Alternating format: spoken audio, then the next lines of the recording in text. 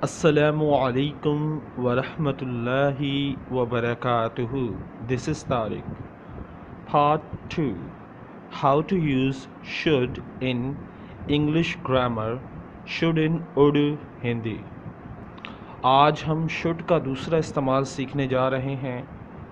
We can use should in questions for taking suggestions. We can use shall in the same way. हम किसी से कोई मशवरा लेने के लिए शुड का इस्तेमाल करते हैं या कोई राय लेने के लिए भी शुड का इस्तेमाल करते हैं, और शुड का इस्तेमाल शैल वाली जगह पे भी होता है। यानी इट मीन्स जहाँ शैल इस्तेमाल होता है बहुत ही प्यारे अंदाज में हम सवालिया अंदाज में पूछते हैं, शाल वी गो, क्या हम चलें। तो इस अंदाज में भी हम शुड का इस्तेमाल कर सकते हैं। So let's see how does it work. Let's see. सबसे पहले तो इस बात को समझ लें कि इसका जो स्ट्रक्चर है, यानी इसकी जो फॉर्म है जिससे ये जुमला बनता है, उसमें सबसे पहले शुड आना चाहिए। शुड के बाद सब्जेक्ट इसमें दो ही लग सकते हैं, वी या आई। इसके अलावा आप कोई सब्जेक्ट नहीं लगाएंगे। तीसरा प्लस वर्ब की फर्स्ट फॉर्म। देखें, अच्छा, मैं इस सबक में आपको दो चीज़ें कवर कराऊंगा, एक शैल भी और एक शुड भी, यानी दोनों को बनाऊंगा और दोनों की उर्दू सेम है। तो इसलिए मैं चाहता हूं कि आप इसको भी पक्का कर लें, शैल को भी पक्का कर लें, शुड को भी पक्का कर लें। चलें शुरू करते हैं। Shall we start. अक्सर आपने देखा होगा ये ब्रिटिश लैंग्वेज में बहुत ज़्यादा इस्तेमाल होता है, shall we start, should we start. So वो हर बात में सामने वाले की राय लेना ज़रूर पसंद करते हैं कोई भी काम शुरू करने से पहले। सो शैल वी स्टार्ट, क्या हम शुरू करें, क्या हमें शुरू करना चाहिए। ये दोनों उर्दू शैल वी स्टार्ट और शुड वी स्टार्ट के लिए है। यानी चाहे आप पहला वाला जुमला इस्तेमाल करें, चाहे आप दूसरा वाला जुमला इस्तेमाल करें, ये दोनों उर्दू वहीं पर आती हैं। अच्छा, अक्सर लोग उर्दू पे बहुत ज़्यादा फोकस करते हैं कि उर्दू क्या बनेगी। ये बात याद रखिएगा, जितने मॉडल वर्ब्स हैं इसमें उर्दू मायने नहीं रखती, आपका अंदाज़ बयान जो होता है वो मायने रखता है। मिसाल के तौर पे अगर मैं ये जुमला शुड वी स्टार्ट इस्तेमाल करूँगा तो मेरा लहजा बिल्कुल नरम होना चाहिए, बिल्कुल पोलाइट होना चाहिए, और सामने वाले को बहुत ही ज़्यादा नरमी से मैं उसकी राय लूँगा, ना कि shall we start, should we start. Don't say like this. आपने बिल्कुल नरम लहजे में आपने ये जुमला कहना है, और इस अंदाज़ में कि सामने वाला बहुत ज़्यादा, जैसे आप किसी को मक्खन लगाने के लिए जो ज़बान इस्तेमाल करते हैं, तो जब आप शुड या शैल सवालिया जुमले में इस्तेमाल करेंगे तो आप यही ज़बान इस्तेमाल करेंगे। चले शुरू करते हैं। शैल वी स्टार्ट नाउ, क्या अब हम शुरू करें। जैसे सबसे पहला जुमला है शैल वी लीव। अच्छा, एक बात याद रखिए, क्या आना ज़रूरी नहीं है। शैल वी लीव में क्या आना ज़रूरी नहीं है। हम चलें, क्या हम चलें, हमें चलना चाहिए। ये तीन इंग्लिश एक ही जुमले की है, शैल वी लीव। यानी कहीं से हमें जाना है तो हम अपने पार्टनर को कह रहे हैं शैल वी लीव, क्या हम चलें, हमें चलना चाहिए, बहुत देर हो गई है। It's too late, shall we leave, बहुत देर हो गई है, हमें चलना चाहिए, या हम चलें। तो यहाँ जो हम चलें, इसमें मैंने क्या का लफ्ज़ नहीं लगाया, इसलिए मैंने कहा फोकस उर्दू पे नहीं करना, फोकस करना है कि आप किसी से इजाज़त ले रहे हो, किसी को कह रहे हो कि यार चलें, बहुत ही नरम अंदाज में। शुड वी लीव, क्या हम चलें, हमें चलना चाहिए। देखिए, मैंने दोनों के लिए उर्दू सेम लिखी है, जुमला अलग अलग इस्तेमाल किया है। इसी तरह देखें अगला, शैल आई ट्राई अगेन, क्या मैं एक बार और कोशिश करूं, मैं एक बार और कोशिश करूं। क्या मुझे एक बार और कोशिश करनी चाहिए? तो इन तमाम उर्दू की क्या इंग्लिश होगी? शैल आई ट्राई अगेन। और अगर मैं और अब इसको शुड में इस्तेमाल करना चाहता हूँ, शुड आई ट्राई अगेन, क्या मुझे एक और बार कोशिश करनी चाहिए? क्या मैं एक और बार कोशिश करूँ? So it's really simple. पहले शुड लगाना है, फिर सब्जेक्ट में आई या वी लगाना है और उसमें वर्ब की फर्स्ट फॉर्म लगा देनी है। सिंपल। नेक्स्ट देखें, बहुत आम सा जुमला है, what shall we do now. अच्छा, यहाँ पे हम याद रखिएगा, जब हम WH क्वेश्चंस की बात करते हैं तो WH क्वेश्चंस वो होते हैं जिसमें W और H आ रहा हो शुरू में, और वो सवालिया होते हैं, यानी क्वेश्चन मार्क आखिर में लगता है। तो इसमें हमेशा याद रखिएगा पूरा वही रहेगा जो हमारा स्ट्रक्चर था, सिर्फ शैल या शुड से पहले हम व्हाट लगा देंगे या वाई लगा देंगे या वेयर लगा देंगे। जैसे मिसाल के तौर पे व्हाट शैल, सब्जेक्ट में आई या वी और वर्ब की first form. Simple. What shall we do now, अब हमें क्या करना चाहिए। अब देखें, इसकी उर्दू मैंने उलट बना रहा हूँ। नाउ का लफ्ज़ होता अब पहले लिखा मैंने, हमें यानी सब्जेक्ट का इस्तेमाल करो। अब हमें क्या, अब मैं वर्ड का इस्तेमाल, क्या का मतलब क्या, व्हाट करना चाहिए, शैल इस्तेमाल हो रहा है। अब हमें क्या करना चाहिए, what shall we do now. और इसको अगर हम शुड में बनाना चाहें तो कैसे बनाएंगे, what should we do now, अब हमें क्या करना चाहिए, अब हमें क्या करना है। Both are same, it's up to you कि आप क्या उर्दू इस्तेमाल करते हो, लेकिन दोनों का बात करने का तरीका एक ही है।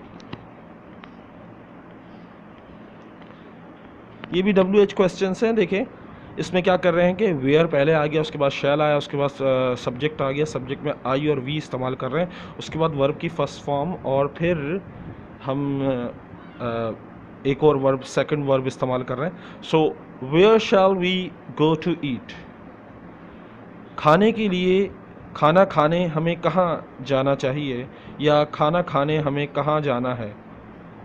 So both are same. हमने क्या किया है, वेयर कहाँ। अब देखिएगा, मैं एक एक लफ्ज़ की ट्रांसलेशन कर रहा हूँ। वेयर कहाँ, शैल जाना है, यानी यू कैन से के इजाज़त लेने के लिए, और वी हम, गो टू ईट खाना खाने जाना। सो यहाँ खाना खाने हमें कहाँ जाना है, या खाना खाने हमें कहाँ जाना चाहिए। So where should we go to eat, where should we go to eat, हमें खाना खाने कहाँ जाना चाहिए। नेक्स्ट है, who shall I meet in this matter regard, या तो मैटर का लफ्ज़ लगाएं या रिगार्ड्स का लफ्ज़ लगाएं। सो अक्सर ये बहुत आम, बहुत कॉमन जुमला है, अगर आप इसको इस्तेमाल करें। इस मामले के लिए मुझे किस से मिलना है, who shall I meet in this matter, who should I meet in this matter. इस मामले के लिए मुझे किस से मिलना चाहिए, या इस मामले के लिए मुझे किस से मिलना है। So who shall I meet in this matter, who should I meet in this matter. Okay, next है, when shall I call you again. बहुत ही कॉमन है, मैं तुम्हें दोबारा कब कॉल करूं, मुझे तुम्हें दोबारा कब कॉल करनी चाहिए, यानी मैं तुम्ही से वक्त मालूम करना चाह रहा हूँ।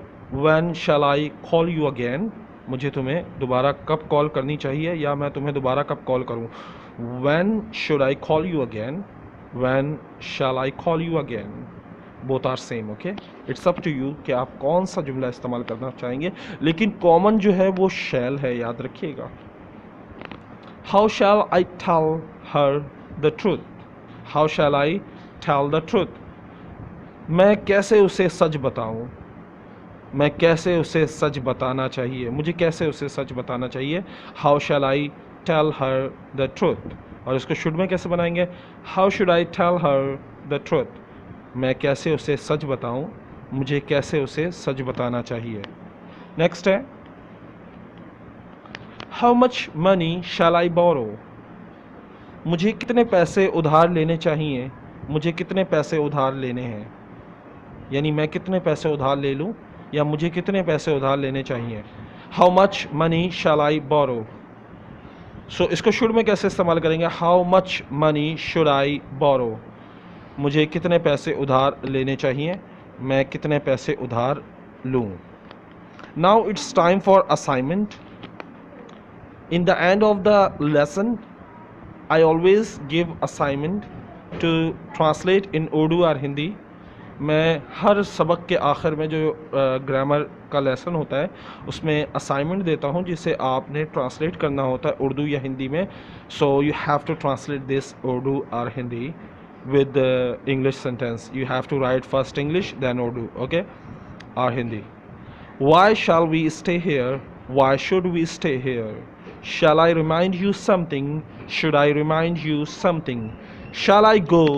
Should I come today? Should I call you? Vocabulary of the day. आज हमारा लफ्ज़ है गैग। ये आपने शायद पहली दफ़ा सुना हो। ये नाउन है और इसके बहुत से मतलब हैं। खामोशी, धोखा, मजाक करना। अब आप सोच रहे होंगे इतने सारे मीनिंग्स, इससे भी ज़्यादा, मैंने तो सिर्फ 3 लिखे हैं। सो ये बेसिकली चार्ली चैपलिन ने ये कोट लिखा था जो मैंने ये जुमला इस्तेमाल किए, ये चार्ली चैपलिन ने अपने कोट में इस्तेमाल किया है। इन the and everything is a gag. अब आप सोचें इसका मतलब क्या हो सकता है, मैं आपको ढूंढ देता हूँ। इन द एंड, आखिर में, एवरीथिंग इज़ अ गैग, आखिर में सब कुछ धोखा है, सब कुछ खामोश हो जाता है। देखिए 2 मतलब आ रहे हैं इसके कि जब इस आखिरी वक्त पहुंचता है तो हर चीज़ खामोश हो जाती है, हर धोखा होता है। यानी ये दुनिया जो है ये एक धोखा है। और ये कब पता चलेगा आपको ये धोखा है, जब दुनिया में आखिर वक्त आएगा। इन द एंड, वो लाइफ का भी एंड हो सकता है, दुनिया का भी एंड हो सकता है। एवरीथिंग इज़ अ गैग, हर चीज़ धोखा है। ये कब पता चलता है, जब ज़िंदगी के आखिरी मरहले में आप पहुंचते हैं। इन द एंड, आखिर में, एवरीथिंग इज़ अ गैग, कि हर चीज़ धोखा है। तो ये लफ्ज़ था, सोचा आपके साथ शेयर करूं। अब आते हैं अपने कोट ऑफ द डे पर। बहुत प्यारा है, मुझे ये पिक्चर कहीं मिली तो मैंने सोचा ये आप लोगों के साथ शेयर करूं। Innocent and nice people get hurt in life easily. मासूम और अच्छे लोग बहुत जल्दी आसानी से ज़िंदगी में धोखा खा जाते हैं। Because they trust the wrong people.